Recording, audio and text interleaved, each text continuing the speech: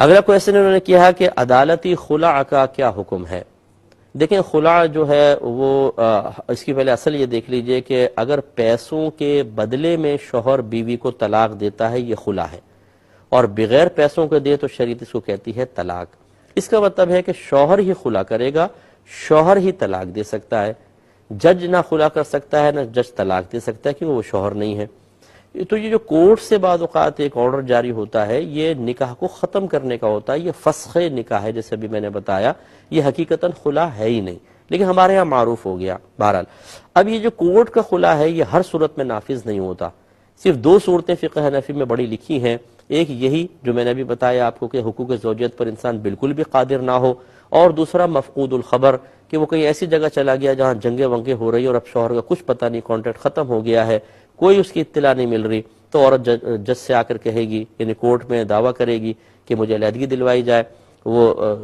جج تحقیق کرے گا اور 4 سال کی مدت دے گا۔ 4 سال کے اندر اگر اطلاع مل جائے شوہر کی تو نکاح قائم رہے گا، نہیں ملے وہ پھر آ کے کورٹ میں بتائے گی، تحقیق ہوگی اور اس کے بعد جج جو ہے وہ ون سائیڈڈ فسخ نکاح کر دے گا، اب یہ عورت نکاح سے فارغ ہو گئی، کسی اور سے شادی کر سکتی ہے،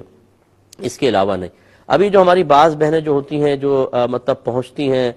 کورٹ میں اور پھر وکلاء سے مشورہ کرتی ہیں، اور یہ وکیل اللہ تعالیٰ ان پہ رحمت نازل فرمائے، بعض ایسے ہوتے ہیں جو کہتے ہیں تمہیں ایسے نجات نہیں ملے گی، الزام لگاؤ، کہو لکھو کہ شوہر میرا زانی ہے، غیر عورتوں سے مراسم ہے، شراب پیتا ہے، الٹی سیدھی حرکتوں میں مجھے مارتا ہے، پیٹتا ہے، خرچہ نہیں دیتا، یہ سب لکھو گے تو کیس مضبوط ہوگا۔ اس طرح جھوٹ لکھ کر پھر جو ون سائیڈڈ یہ فسخ نکاح کا آرڈر لیا جاتا ہے، یاد رکھیں اس طرح نکاح نہیں ٹوٹتا ہے، یہ عورتیں اپنے شوہر کے نکاح میں رہیں گی اور کسی اور سے نکاح نہیں کر سکتی ہیں، چاہے کورٹ کا یہ آرڈر، کیونکہ جج تو ظاہر کو دیکھ کے فیصلہ کر رہے ہیں نا، ان کا قصور نہیں ہے، وہ تو ظاہر کو دیکھ کے فیصلہ کر رہے ہیں، آپ جھوٹ بول رہے ہیں، تو اس میں نکاح قائم رہے گا اور یہ بہت ہی بڑا گناہ ہے، اور اس میں ماں باپ بھی شریک ہو جاتے ہیں بسا اوقات، اس پر توجہ رکھنی چاہیے۔